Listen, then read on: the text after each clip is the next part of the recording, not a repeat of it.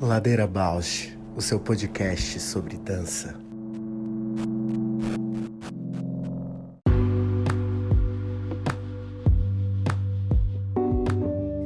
Olá, eu sou a Paula Petreca. Este é um podcast para horizontalizar a dança na sua vida, para a dança horizontalizar você, uma dança mais perto.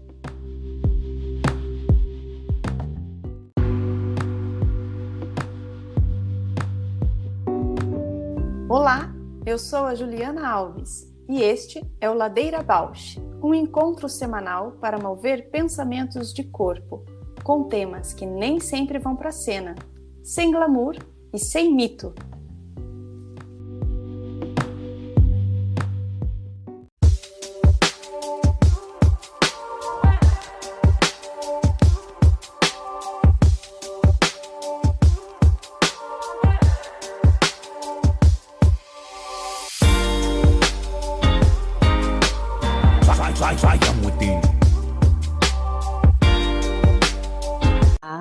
Olá, tudo bem? Feliz Dia dos Professores! Uhul! Você também, feliz Dia dos Professores! Sextou, dei as aulas da manhã, agora é mergulhar nos artigos, nas escritas. Como é importante, né? Como é bonito essa profissão assim tão invisível e tão essencial, né? Nossa, eu estava lendo esses dias, estou seguindo uma historiadora super marxista, né? Então ela vai trazendo umas histórias, tipo, e aí ela fala desse surgimento da instituição escolar da Revolução Industrial, né? Que é tão nocivo para a criança quanto para essa ideia do preceptor, do mestre, que sempre existiu, né? Sempre foi algo muito... uma profissão de respeito, uma profissão de importância social indiscutível, mas que essa massificação que veio com a Revolução Industrial foi criando um lugar que desvalorizou, banalizou, né? E essa confusão que, criando, né, essa distinção, essa confusão entre informação e conhecimento, entre educação e essa educação que não é só o ensino, né, mas educação como uma formação humana. E aí eu fiquei refletindo sobre isso, pensando, gente, é verdade, porque essa formação está em todos os... Né? É fundamental, é necessária, não é uma exclusividade da família fazer isso. E essas figuras, né, de mestres, professores, que importância que tem nessa consciência coletiva, né, do que é a formação da sociedade. E formação da sociedade em conjunto com todos os papéis da sociedade. É, exatamente. Não delegando. Mas quando a gente vai criando, por exemplo, com a figura, né, dos educadores, dos professores, criando esse lugar, a gente escuta muito isso num discurso mais conservador e neoliberalista, quase como que é algo que ameaça a família. Olha que loucura, né, de inversão, de contradição, né? De todas as lógicas. O professor como doutrinador, né, essa historiadora até colocava isso, que ideia é essa, né? Mas é que vem carregada também, né, historicamente, ela vem nessas confusões, né? Quem é esse professor, né? Como que ele ensina? Ah, não, ele é assim, ele tem que, por muito tempo, foi delegando, né? Como não tinha, a criança não tinha nem papel na sociedade, nem na família, não era visto, então joga lá na escola, e o professor que se vire. E quanto ficou estigmatizado esse papel do professor como aquele que tem que fazer tudo, né? Mas olhando lá na construção histórica, ela traz esse dado que a escola homogeneizou o ensino. Porque, por exemplo, por que a educação hoje é vista como uma ameaça? Porque ela pode emancipar uma pessoa que está oprimida, né? Colocar essa pessoa num questionamento do sistema. E anteriormente a esse modelo industrial, quem recebia uma educação, digamos assim, mais intelectual, eram as pessoas de classe social mais alta. As massas aprendiam o ofício da família, né? Essa ideia de educação pelo trabalho. Enfim, é muito denso, muito complexo. Desse professor que democratiza o conhecimento mais intelectual para todas as classes é que é ameaçadora. Enfim, fiquei mega atravessada com isso, né? Eu confesso que eu tô um pouco de ressaca, assim, da questão do carro lá, que eu fui levar para trocar os pneus. Eu tô assim com o corpo, tipo, destruído, assim, sabe? Energeticamente, assim, ficar 3 horas e meia em pé para trocar pneu, assim, e ter que se confrontar com essas questões capitalistas e de consumo e de um âmbito, né, de uma questão que é mais estigmatizada masculina, né, e que tem toda essa carga machista. Tô bem ressacada, assim. E com uma questão assim, por que que eu não dei o limite antes? Por que que se eu sabia que poderia isso tudo acontecer, por que que ainda assim eu fui levando até as últimas consequências e nessa questão em busca de alguma insatisfação, assim, Fala como mais. como reforço de um papel feminino, assim, sabe? Estigmatizado feminino também. Dependo que os homens façam isso para mim, mas não vai estar bom, entendeu? Uhum. Tô muito, bom, vibrando nisso, assim, o quanto que eu preciso me responsabilizar por essa insatisfação, por essa movimento que eu levei até me desgastar, assim, né? Quais podem ser os recursos que eu tenho para não passar por esse tipo de coisa novamente, que vou passar, mas como é que eu posso ter ferramentas para lidar, assim, né? Sem que me desgaste. Nossa, a história do carro me desgasta também num nível. Ontem eu também, por acaso, até falei para ti, né? Fui levar o carro na oficina porque com a pandemia eu praticamente não usei meu carro e agora retomando algumas atividades presenciais, eu precisei ir para São Paulo no início da semana e estava chovendo e aí eu sacando que o freio do carro meio estranho. Uhum. Aí fui levar na revisão, miga, o que vai custar a manutenção desse carro é tipo 2 meses de trabalho meu, é muito louco, né?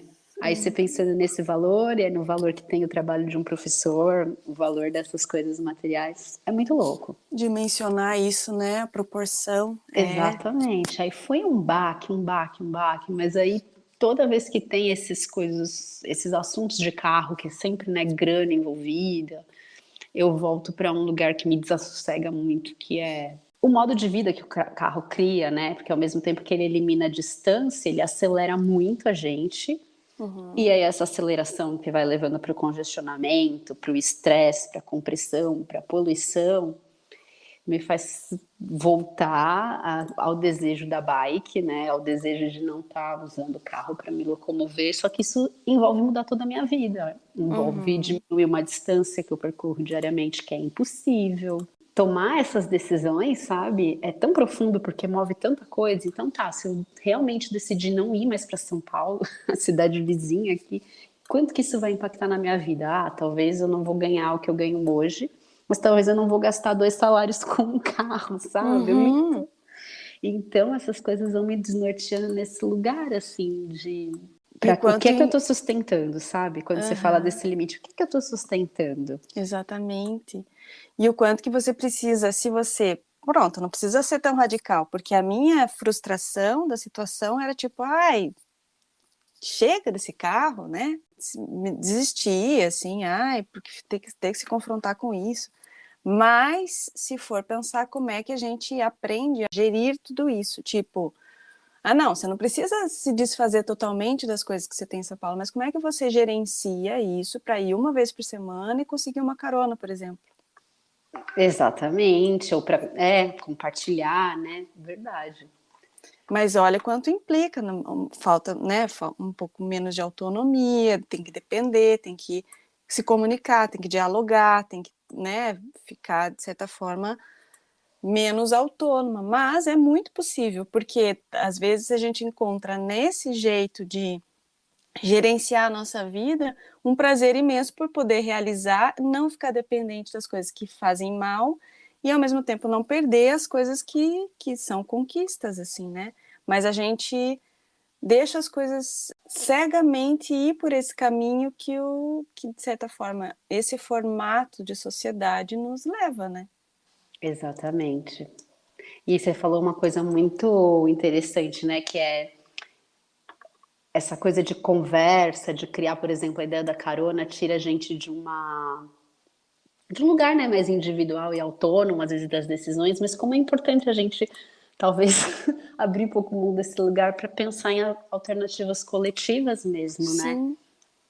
Olha aí, vai de encontro com o que a gente estava falando da própria educação, né? É, nossa, super profundo.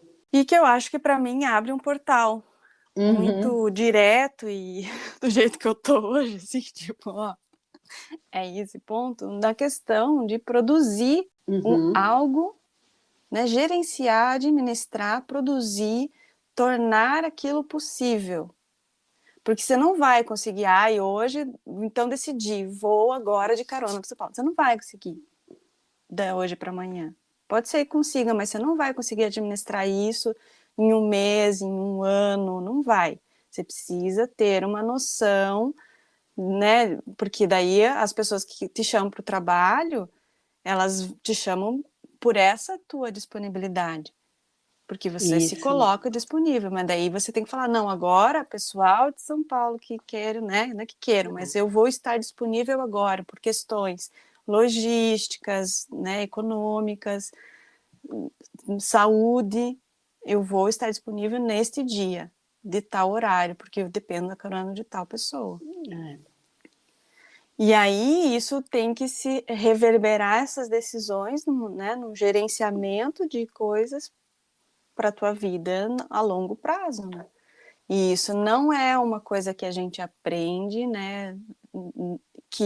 Isso muito vai contra ao que, se a gente se posiciona, deixa eu ver se eu consigo falar assim, se a gente se posiciona aquele que é o consumidor, que está no papel de alguém que está, por exemplo, no meu caso, eu assumi um papel daquele que estava, da pessoa que está consumindo, mas que não está consumindo pagando, está consumindo sendo numa relação abusiva, né?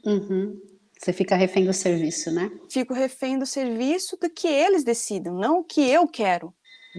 E aí, se a gente consegue inverter isso, tipo, não, dependo disso, mas sou eu que pago. E aí a gente inverte o papel daquele que é consumidor, mas a partir de um ponto de vista com o poder da questão, não refém, né? Não escravo daquilo, assim. E é uma questão de posicionamento, assim, de papel. Aquele que está pagando pelo serviço e decide, né? Não aquele que está simplesmente à mercê do que... E tem que ser uma vigilância, autovigilância, né? Para que a Nossa. gente se posicione realmente aí, né? A todo momento. E de muito, muito ativo, assim, né? E, bem, eu acho que isso, né, que eu tenho muita curiosidade em ouvir sobre essa questão da produção em dança, e eu acho que Abriu o portal. A nossa convidada é incrível, assim, eu sempre admirei muito, é a Cândida Monte, e assim, nossa, tem sabe, uma admiração mesmo, assim, porque tem ali nela um gosto pela dança, uma paixão e um jeito tão, para mim é visionário, porque faz as coisas se realizarem, e muito contramão, exatamente isso que a gente está falando, enquanto estão à espera que a dança seja alguma coisa, que tem que se encaixar, não sei o quê, ela encontra um espaço para aquilo e ao mesmo tempo critica, né, das coisas que eu vejo, critica o próprio sistema conseguindo produzir. Então, acho tão subversivo a arte conseguir se realizar nesse meio, assim, né, e conseguir uma sustentabilidade dentro disso, assim.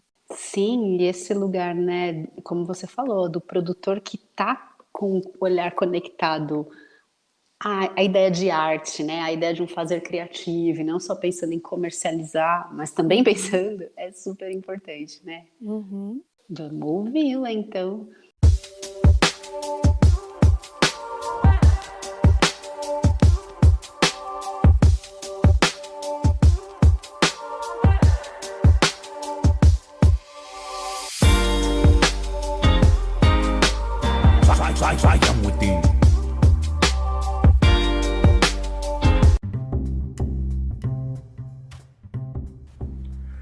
Ladeira Bausch, o seu podcast sobre dança.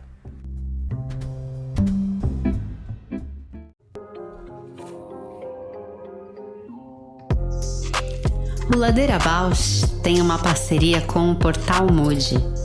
Você pode seguir a gente por lá e acompanhar as novidades sobre dança exclusivas desse portal. Se você tem interesse por uma parceria com o Ladeira, manda sua proposta pra gente. ladeirabausch@gmail.com. Aê! Bem-vinda, Cândida! Aê! Tudo bem? Tudo bem, Cândida? Que bom ter você aqui.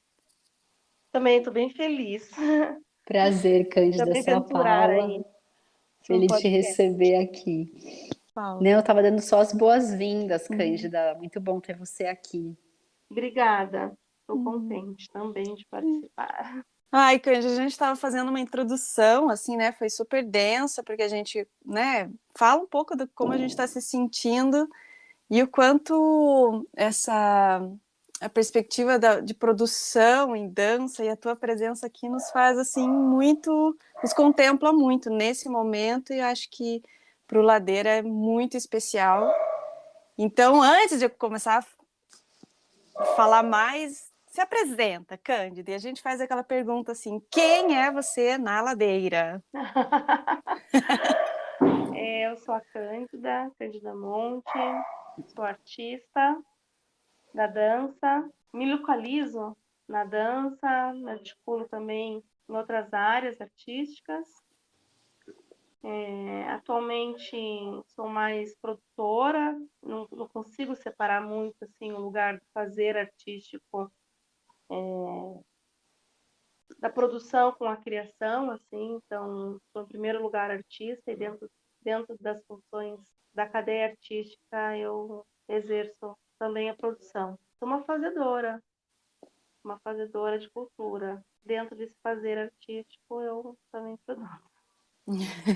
Olha, eu estava falando para Paulo quanto eu te admiro, assim, né, e acompanho, né, por tantos anos, assim, a gente, né, momentos que se encontram, momentos que tá mais próximo e outros nem tanto, mas tem uma admiração, assim, eu acho que, e para mim é esse lugar, assim, bem isso que você falou, não consegue diferenciar, né, a produção do fazer artístico, assim, e eu tenho muita resistência, ou encontro em mim uma dificuldade de poder realizar mesmo as coisas, né, de encontrar uma prática do fazer artístico no mundo, assim, né, colocar no mundo, praticamente. E aí eu tenho essa curiosidade, como que foi para você essa entrada na produção, como que você se reconheceu e começou a entrar nisso, assim, porque eu sinto é sempre tão junto, né, as tuas produções e as tuas criações, elas estão muito juntas, assim. Mas fico muito curiosa em saber de ti, como que foi se reconhecer assim, né? Eu sempre me vejo, a produção dentro do meu fazer, ela sempre é muito estrategista. Eu sou muito estrategista. Ela sempre é uma estratégia de sobrevivência, uma estratégia de aproximação. Então, assim, quando eu me vi como produtora, foi num lugar muito de interesse em me aproximar de processos artísticos, estar mais dentro de processos artísticos, de observar como esses processos funcionavam e alimentar a minha prática artística, né? A minha prática de criação.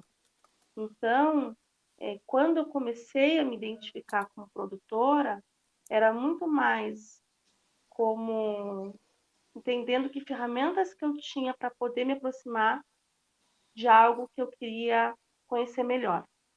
Então, eu me oferecia para produzir, eu me aproximava de processos artísticos dos quais eu queria estar ali aprendendo.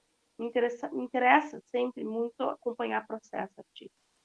Não consigo produzir sendo somente a burocrata da produção. eu vou ser sempre aquela produtora que vai se meter no processo. Alguns gostam, outros não, né? Tipo, põe-se no seu lugar. Mas eu me descobri produtora e comecei, né, a assinar assim, nas fichas técnicas com um interesse muito grande de aproximação de processo, né? De como é que eu entro dentro dessa sala de ensaio, como é que eu entendo como é que esse artista cria, como é que eu entendo da onde ele, do que ele se alimenta, né? De que informações, o que ele estuda. Então sempre foi nessa curiosidade de entender processo. Eu me colocava como produtora e colaborava, mas também nesse desejo de aprender, né? Aprender, olhar amplamente para um trabalho, para uma produção artística, e me alimentar disso enquanto artista. Então, era me aproximando de outros artistas que eu bebia das fontes ali, me alimentava daquilo e colaborava produzindo. Eu vendo um histórico de coreógrafa de grupo de dança que ia para festival, assim, né? Então, eu me entendia como coreógrafa, mas depois eu fui entender que eu era produtora, né? E era isso, eram as viagens, a gestão das pessoas, a gestão de ensaio, figurino. Então, eu já fazia esse papel de produção sem entender que ele era de produção. Para mim, ele era o papel da coreógrafa, da diretora do grupo, enfim. Então, era uma ferramenta que eu tinha, era um saber que eu tinha quando eu comecei a me aproximar da dança contemporânea e a me interessar. Pois já era, que eu vejo essa viabilizar, né, para que a coisa aconteça, mas requer algumas habilidades, assim, você se confrontou com algumas dificuldades, falou, não, aqui eu preciso me dedicar mais a isso, aprender a isso, para poder executar e viabilizar certas produções, assim, né, ou isso já foi muito fluido para você? As primeiras produções que eu fiz era um lugar muito de produção executiva, não de burocracias, de planilhas, de editais, assim, eu ficava bem na parte da produção, do executar, né? E não do organizar as coisas. Então, para mim, a entrada no mundo de editais e entender que o produtor faz tudo, também também escreve o projeto, também presta conta, também, porque é isso, né? As funções do produtor, pelo menos aqui pra gente, elas se misturam, assim, né? Há pouco tempo consegui entender o que era o papel de um administrador, né? De um proponente, o que era o papel de um produtor, o que era o papel do contador, ou, né, da pessoa que faz a prestação de contas, e o que era o papel do artista. Então, assim, sempre teve muito misturado. Então, quando eu comecei a entender algumas funções específicas dentro da cadeia de produção, eu comecei a me deparar com várias dificuldades, né? A primeira foi aprender a mexer numa planilha de Excel, entender formatos de edital, prestação de conta, que acaba que, como a verba geralmente é pouca, o produtor assume todas essas funções, né? Pelo menos não assume, ele tem que saber do que se trata para poder contratar, para poder organizar, para poder coordenar o projeto, né?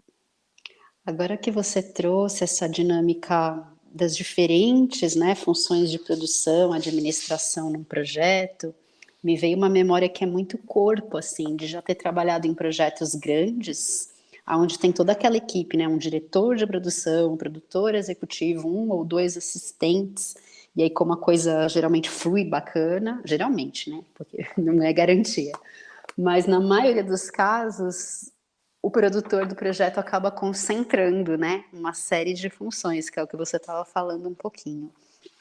E aí a minha grande inquietação é saber como que mesmo concentrando uma série de funções que às vezes são mais de uma praticidade, de uma objetividade, esse interesse pelo sensível, pelo processo artístico, que você também trouxe na sua fala, continua pulsando, né? Como é que ele não se perde na dinâmica que é mais imperativa, às vezes, com ações, né? Então, eu acho que é justamente o meu motor, né, aqui dentro, é entender a necessidade que aquilo tem para o projeto. Acompanhando o processo artístico, eu consigo entender a necessidade do pedido do artista.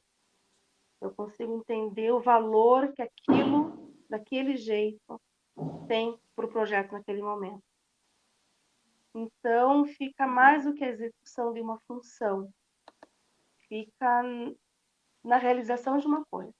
Eu consigo entender que para aquela coisa se fechar com a efetividade, com o valor que ela tem, ela precisa ser resolvida daquela maneira. Então, não passa pelos números, não passa pela comodidade, pela praticidade, passa pela necessidade daquilo para que a coisa aconteça. E esse é o meu motor.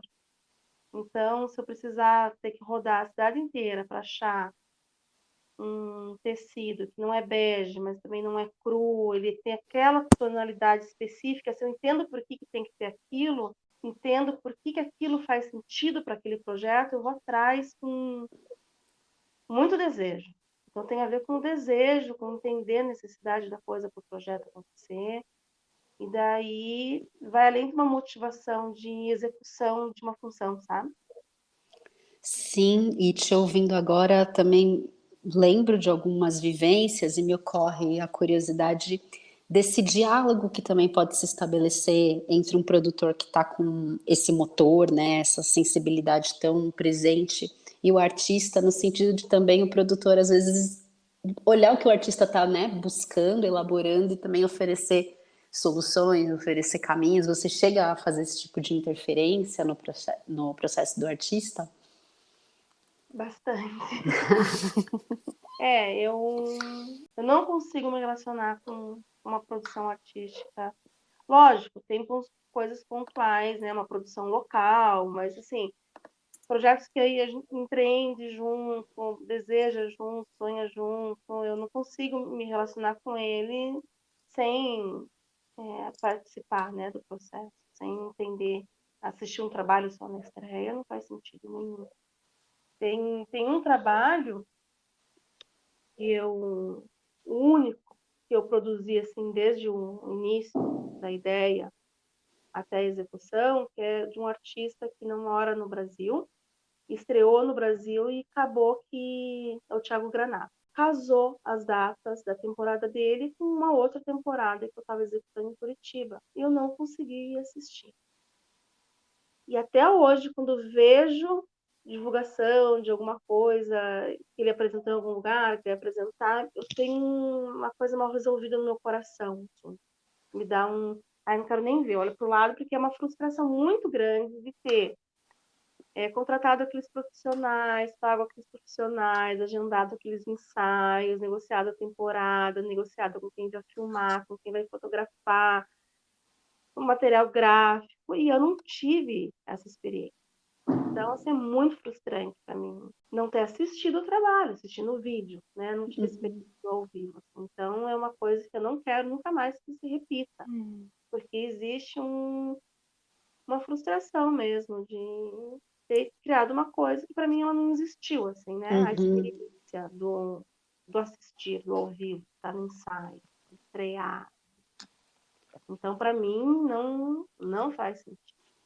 E como eu estava falando antes, como relação de estratégia, atualmente, a produção, para mim, já está num outro lugar, mas que eu vi como é que eu fui reinventando o meu desejo de produzir dentro de um cenário que é isso. No começo era interesse de me aproximar dos artistas. Hoje em dia, o meu motor ali de estímulo à produção dentro de Curitiba é para a manutenção de um cenário. Uhum. Eu não tenho interesse em me afastar de Curitiba, em ir embora de vez. Eu vivia indo e vindo, mas eu sempre tive esse interesse em Curitiba ser o meu lugar, assim. E eu percebo que esse espaço precisa ser mantido, né? Porque eu preciso de artistas para colaborar, eu preciso de pessoas para trocar, eu preciso que a dança e que o cenário da dança que eu faço, que eu me interesso em Curitiba, continue existindo para que eu tenha com quem trocar. Então, há alguns anos eu tenho sido menos criadora, eu acho que a maternidade também me colocou num lugar diferente dentro da produção e da criação, mas um lugar onde eu preciso criar projetos para que as pessoas continuem criando, eu preciso, que é o 20 minutos.org, né? Eu preciso criar projetos para que continue tendo intercâmbio, eu continue trocando com essas pessoas, porque antigamente eu viajava muito com os trabalhos, né? Os artistas Uhum. que eu produzia. E não viajo mais, eu tenho um filho, não posso mais ficar saindo de Curitiba. Então, como é que eu crio projetos para trazer pessoas para cá? Então, eu fico vendo como é que a minha estratégia de conexão por minha, né, falta dessa mobilidade que a maternidade traz, como é que mudou também as coisas que eu tenho produzido. Eu tenho produzido menos artistas que viajam muito, que era uma coisa que eu fazia demais, e tenho produzido mais trabalhos que trazem os artistas para cá. Então, como é que é essa minha estratégia de me manter em contato com artistas, perto de processos, alimentando a cena, porque o que aconteceu muito comigo foi os artistas que eu fui produzindo, que eu fui criando parceria, foram indo embora. E Uhum. o Neto Machado, Elizabeth Finger, a Michele Moura, foram indo, né? Foram indo para fora do país ou da cidade, criando outros contextos de trabalho e criando outras parcerias de produção.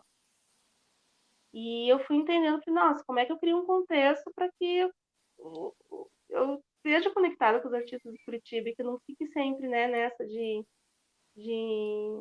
perder as parcerias, digamos, né? Porque eu quero estar aqui. Eu quero estar em Curitiba. O meu programa de residências foi ficando mais em foco para mim, porque antes eu tinha o 20 minutos, mas ele era uma coisa a mais, né? Eu fazia uma edição a cada 2 anos, dava mais bola para outras coisas. Então, eu comecei a intensificar mais meu trabalho em cima do programa de residências, comecei a intensificar mais meu trabalho em cima de projetos que agreguem e tragam, né, como mostras, residências que tragam gente de fora.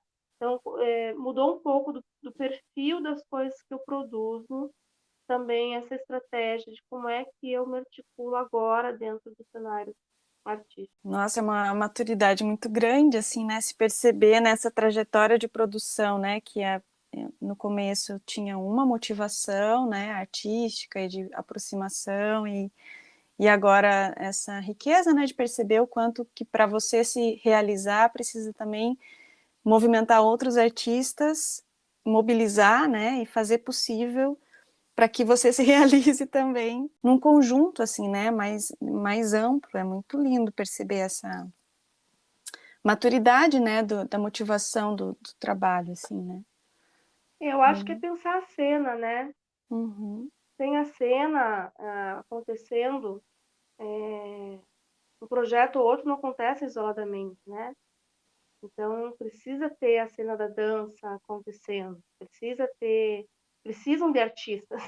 Nós Sim, precisamos de artistas, né?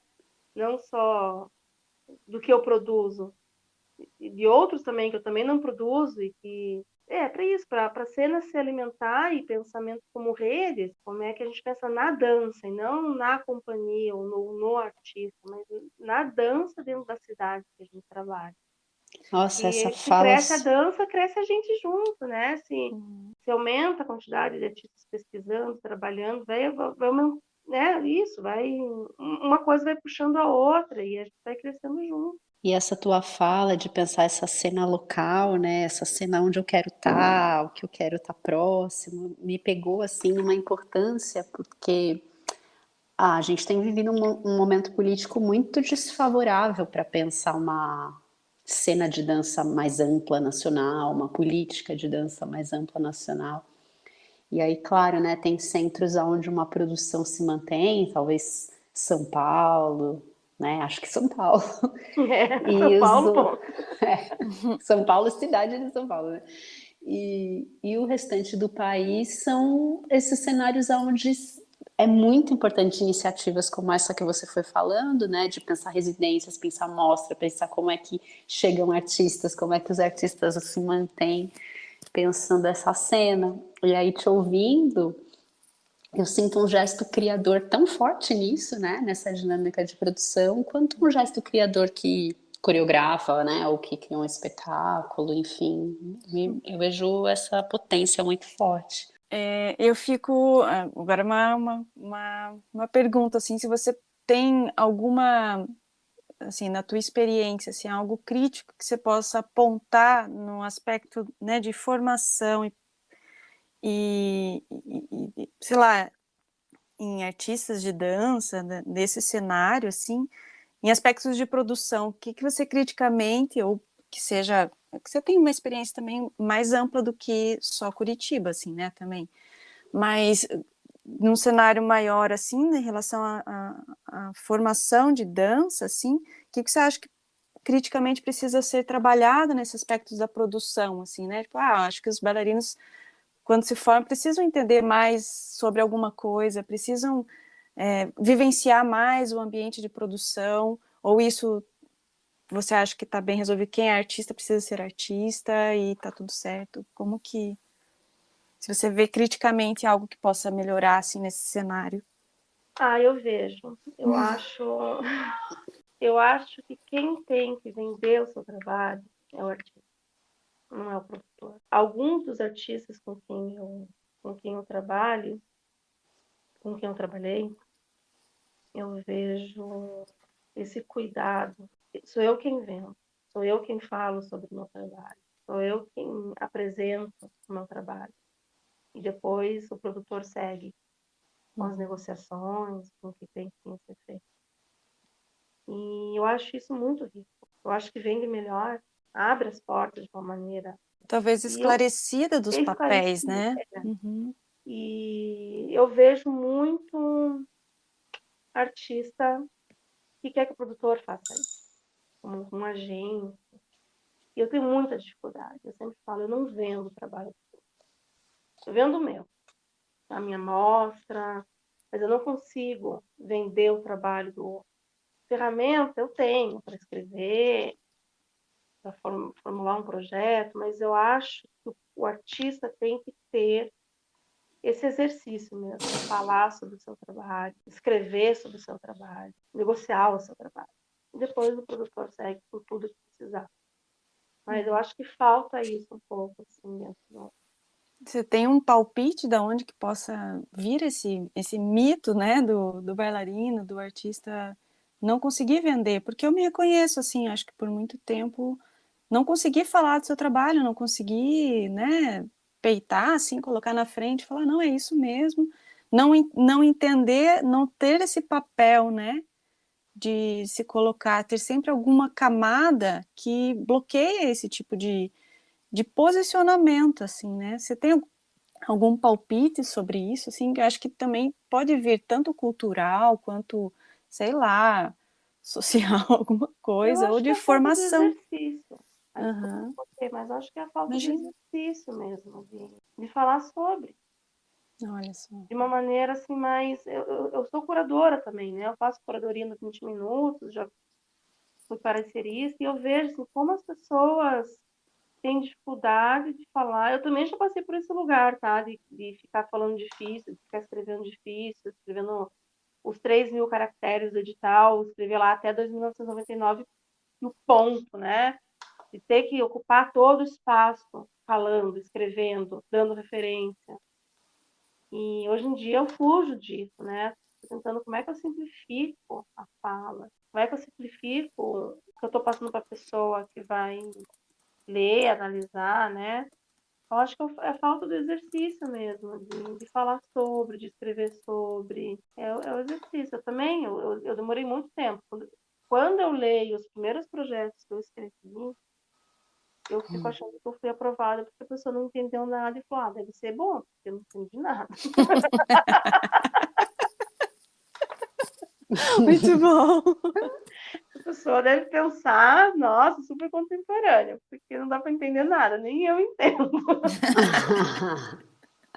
Porque também Essa é eu fui muito cabeção. iludida. Eu falo, eu e o Wellington, meu sócio, meu parceiro de produção, a gente foi muito iludida, assim, porque eu comecei a trabalhar com produção, naquele momento que começou também a surgir, começaram a surgir os editais, né, da nossa Falecida Funarte.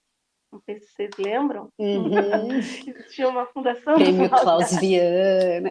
Antes ainda do Clausiano, tinha uns editais que se chamavam Caravana da Funarte. Eram editais de circulação e tinha edital de fomento de dança. Não tinha o nome do Klaus, não tinha o nome da Miriam ainda.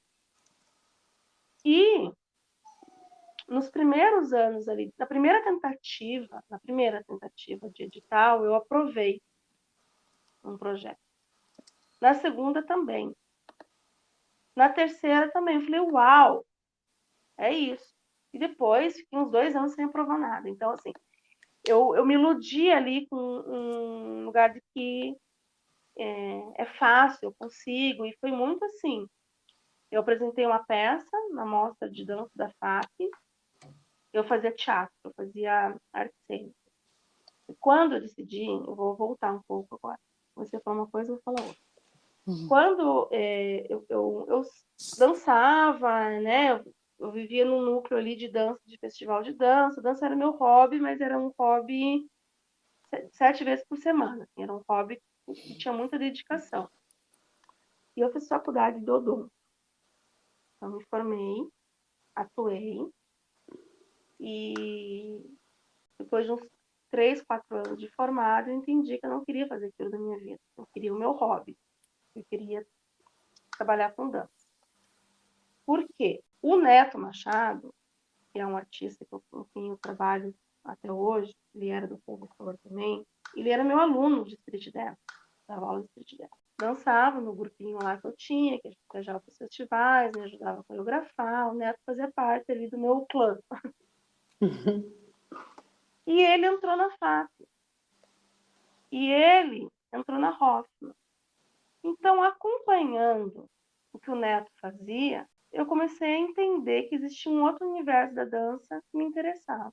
E falei, olha, que legal. E vi ali que tinha uns editaizinhos e tal. Falei, olha, é possível viver de dança. Porque na minha cabeça, quando eu fui fazer faculdade, que eu pensei em fazer FAP, a banca era de clássico ou de contemporâneo. Tinha uma prática. E eu vinha do sapateado, do jazz e do street dance. Não tinha o repertório dessa dança que era exigida na FAP. Então, eu nem fiz. E me aproximando ali da Casa Hoffman, e o Neto fazia artes cênicas, eu descobri o curso de direção. Falei, olha, é um lugar onde eu consigo, né, pensar a dança e também a direção. E eu fui fazer direção. Então, eu fiz faculdade de artes cênicas na FAP, no Cesam. No primeiro ano, eu fiz uma peça da faculdade de direção teatral. E me chamaram para participar da mostra de dança com a peça que eu tinha feito no teatro. Já foi assim uma coisa, né? Naquela época, lá não, mas é do teatro, daí abria mostra de dança. Na época falavam que era teatro físico, mas não é, né? Depois eu fui entender que era teatro físico, falaram para mim, isso é teatro físico. Eu falei, então tá. Coloquei lá, teatro físico, na sinopse, mas não era. E aí também já começou esse lugar, assim, de um não lugar, sabe? Uma produtora que é artista, mas ela é artista de dança, mas estuda teatro. E eu estudava teatro, eu não tinha nenhum background de teatro. Então, sempre me senti, e isso foi também, eu sempre me senti sem aquele conhecimento. Eu era da dança, mas não era formada em dança. Eu era do teatro, mas não tinha nenhum background de teatro. E isso foi fazendo com que eu criasse o meu espaço. E daí veio muito também desse lugar de ser produtora. Porque eu estava num não lugar. Então eu precisava criar esse lugar. Esse espaço precisava ser criado. Porque eu não era nem da dança, nem do teatro. E daí foi isso. Eu apresentei uma peça O Wellington, que é o meu sócio até hoje, isso foi 2016. Foi 2006. Falou, legal, tem um edital aberto para uma circulação da Funarte, vamos colocar? Eu falei, não sei, como é que faz? Ele falou, não sei, vamos descobrir junto. Que lindo. E a gente leu o edital e fez do jeito que a gente achava que tinha que fazer. Eu encadernei, imprimi em papel pochê, gastei R$300 no projeto, gente. Mas Eu lembro dessa época também. depois que encadernei tudo, bonito, lindo, maravilhoso, colorido, não sei quantas páginas coloridas, eu vi que tinha que mandar 3 cópias. Aí, ai, meu Deus do céu. Lá na Ciditone, da conselheira Laurita. Eu tinha que ter guardado uma cópia, porque ficou um livro. Uhum. E daí começou essa jornada da descoberta, no fazer, no fazendo. Vai descobrindo fazendo. A gente ia descobrindo as coisas, executando elas. Depois teve que executar. Como é que executa? Não sei. Então, a gente não tinha ainda, né? Nessa época, era todo mundo descobrindo, né? Não tinham outras pessoas em Curitiba que já tinham provado também. Mas tinha uma certa ideia de um trabalho consistente dentro de um panorama que já era bem conservador da dança também, né? E que eu acho que isso que você falou de criar o meu não lugar é tão perfeito, porque eu acho que é exatamente isso que é o teu, né, a força do seu trabalho, assim, que é tão autêntico e rico, assim, né? Como eu falei também na introdução, assim, que a gente estava conversando, essa ideia de trabalhar com artes dentro de políticas públicas, subvertendo a própria política pública, assim, que você cria uma maneira de colocar o seu trabalho com frescor e com um posicionamento muito rico, assim, nesse não lugar, porque né, confronta com certos conservadorismos, certas, né, tradições, certas manutenções, assim, de poder, né? Sim, eu acho que essa também é a minha motivação, hoje em dia, dentro da produção, de criar um espaço para que isso aconteça. De criar um espaço para que os artistas que estão ou então os artistas que estão num lugar, mas estão experimentando o outro, são da dança, como a Renata, né? A Renata Real, que já desde 2010 anos já de parceria também, que é formada em dança e dá aula de dança, né? Mas também trabalha com escrita, também trabalha com outros parceiros que não são da dança, fez o doutorado dela foi, né, no teatro, então assim, como é que a gente entende a arte, né? Tem essa setorização, assim, né? Tem essas gavetinhas que elas são interligadas. Lógico, existe isso, tem que existir, tem, né? Mas como é que a gente cria espaço para esses artistas transitarem de um lugar para o outro ou de estar num lugar em... E o 20 Minutos tem muito disso.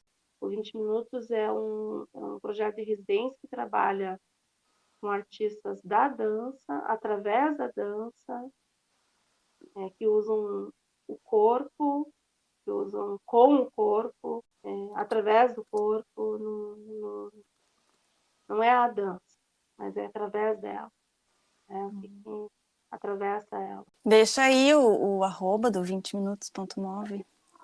Eu acho que é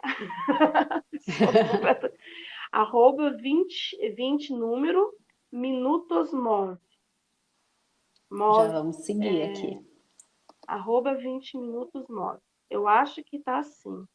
Não, qualquer coisa daí você manda, a gente corrige. Tá. Mas na legenda. Vamos nos encaminhando para o final e eu tô com muita vontade de ouvir você falar de um perrengue de produção. Um perrengue de produção. Deixa eu pensar um perrengue de produção. Nosso quadro de perrengue tá meio esquecidinho, mas acho que produção pode ser bem, com seu humor, pode ser bem engraçado ouvir. Olha, vou contar o primeiro que me veio, nem é engraçado, mas é uma situação. Daqui a pouco me vem outro. Tá. Mas a gente tinha uma temporada no Rio e eu não sei porquê eu comprei a minha passagem, comprei as passagens, mas a minha passagem foi comprada junto com a passagem de um outro colaborador do projeto. Não sei porque eu não comprei todas juntas.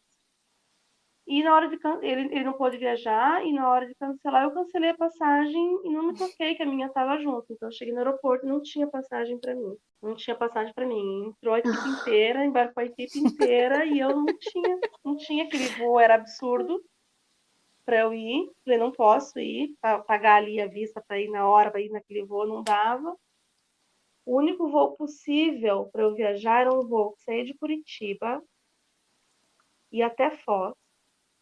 O mesmo avião saía de Foz, voltava para Curitiba, de Curitiba ia para São Paulo, e de São Paulo ia para o Rio. Daí ficava barato. Daí eu pensei, mas eu posso pegar ele quando ele voltar para Curitiba? Não, tem que ser assim. E daí viajei eu e uma máquina de fumaça. A máquina de fumaça esteve aqui em cima. Fui até Foz. E daí era o mesmo avião, mas eu tinha que desembarcar e embarcar de novo com aquela máquina de fumaça, passar por detector de metal e tal. Desembarca do voo em Foz, depois embarca de novo no mesmo voo, no mesmo avião, tava lá parado, era ponto final. Assim. Sabe onde chega no ponto final? Era ponto final, desce todo mundo. Ele desce eu lá com aquela máquina de fumaça, dá a volta, passa de novo pelo detector, entra, os comissários me olhando assim, ué, essa moça acabou de sair, voltando. Daí vou para São Paulo, vou para Curitiba também, todo mundo desce do avião, deixa eu ficar aqui. Enfim, eu fiquei fazendo um tour o dia inteiro, cheguei depois do ensaio, não peguei nenhum ensaio no lugar, só teve um outro ensaio no dia seguinte. Mas passei o dia viajando num voo que era Curitiba-Rio, eu fiz Curitiba-Foz, Foz-Curitiba, Curitiba-São Paulo, São Paulo, Rio, num esquema absurdo de sai do avião, volta pro avião, espera todo mundo sair, entra todo mundo. Foi um perrengue de produção que eu fiz com a minha... A única coisa que eu pensava é, que bom que eu fiz isso com a minha passagem. Porque se eu fizesse isso com a passagem de um ator, né? Ai, que bom que isso aconteceu comigo. Mas poderia ter acontecido com, né? Eu poderia ter feito isso com a passagem de outra pessoa, porque eu realmente não percebi. Cancelei um voo e o meu foi junto. E a empresa das passagens falhou na produção também, né? Porque podiam ter facilitado a vida, né? A empresa, né? Daí podia ter me Faltou colocado e eu fui nesse tour de aeroporto em aeroporto, carregando uma máquina de fumaça. Bem faceira. Então, mas o que tem aqui? É uma máquina de fumaça. Porque é ferro, né? Então, assim, era uma sessão, assim, né? Além de ter que embarcar e desembarcar, eu tinha que abrir, mostrar o que era, porque na hora de passar no detector era ferro, né? Para os mesmos pessoal ali, tinha que mostrar a mesma coisa, para a mesma pessoa, então, quase. Um perrengue de produção. Muito bom. Ai, perrengaço. Eu detesto essa parte do embarca, desembarca. Cândida, você quer deixar arrobas, contatos, eu quero falar do projeto que eu estou produzindo agora. Fala! Estou bem animada. Agora, em outubro, eu retomei as produções de projetos que estavam estacionados aí, captando ainda. Nós estamos começando a produção e, execução artística também, que eu vou estar no elenco de um projeto chamado Biblioteca de Dança, que é um projeto do Neto Machado e do Jorge Alencar, né, de Curitiba, né, fazia parte do Couve-Flor junto comigo. Atualmente eles residem em Salvador, mas a gente vai fazer uma edição com curitibanes. Então temos 6 artistas no elenco, já estamos iniciando os processos. Em novembro a gente vai ter uma oficina que a gente está tentando transformar ela em online. Então, em breve eu divulgo, se o Profice aceitar, que a gente executa online, mas a temporada a gente vai fazer em janeiro presencial. São 10 apresentações. Ainda não fechamos as bibliotecas, mas provavelmente vai ser na biblioteca pública, na biblioteca do Centro Cultural Portão e mais algumas casas da leitura espalhadas por Curitiba. Vamos ter uma versão paranaense, curitibana, do Biblioteca de Dança, um projeto muito legal. Não sei se já assistiram online ou ouviram falar. Neto Machado, Jorge Alencar, Dimente, Marcos Salvador. Estaremos executando uma versão com Rubi Romani, Rafa Fernandes, Larene Paixão, Priscila Fontes, Gabriel Machado, e eu, e mais Neto e Jorge. Ai, que lindo. Que delícia. É um projeto realizado pelo Profis, né, que é a nossa lei de incentivo estadual, e tem o apoio da Copel e da Aero. Eu acompanho, sim. Eu acompanho, admiro demais o trabalho e eu adoro demais o Neto. Fico bem feliz que tá vindo para cá e que a gente vai poder, né? Que é isso, fomentar aqui, né, no local. Muito massa, muito massa. Cândida, muito obrigada por ter vindo partilhar, adorei a conversa, uma aproximação assim, a escuta, a fala, o lugar de dialogar, respeito. E, puxa, muito, muito obrigada, muito grata. Obrigada a você pelo convite. É muito bom a oportunidade também de olhar para o que você está fazendo, né? Respirar, olhar e pensar sobre. A gente vai fazendo, né? Vai fazendo máquina de fazer e às vezes não reflete sobre o que está fazendo, por quê e como. Então, esse lugar de falar sobre si é importante. É uma terapia, né? Pago para quem? Ai, que linda falar isso. Muito inspirador te ouvir. Obrigada, Cândida, por toda essa partilha.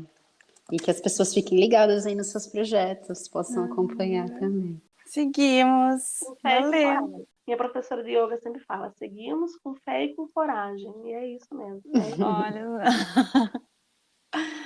Um super beijo de sexta chuvosa, que agora começou aqui, né? Beijo para vocês, gente. Beijo. Bom final de semana. Até mais. Obrigada. Até.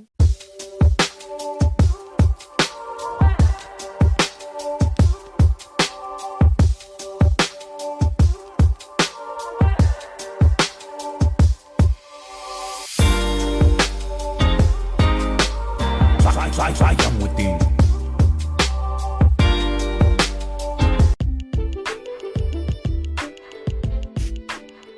Olá, ouvintes do Ladeira Bausch. Estamos tão gratas por toda essa escuta. Queremos anunciar que agora temos uma campanha no Apoia-se. Caso queira contribuir com algum destes episódios, nos incentivar a continuar produzindo, entra lá no site do apoia.c/ladeirabausch. Estaremos lá.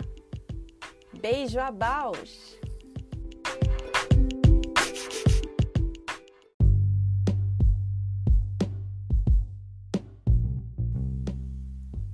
O Ladeira Bausch é uma produção independente por Deusas Produções.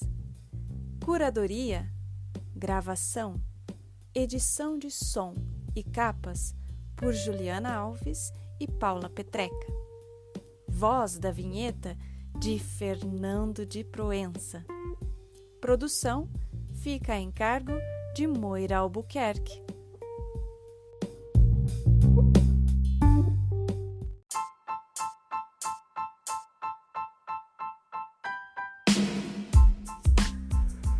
Ladeira Bausch, o seu podcast sobre dança.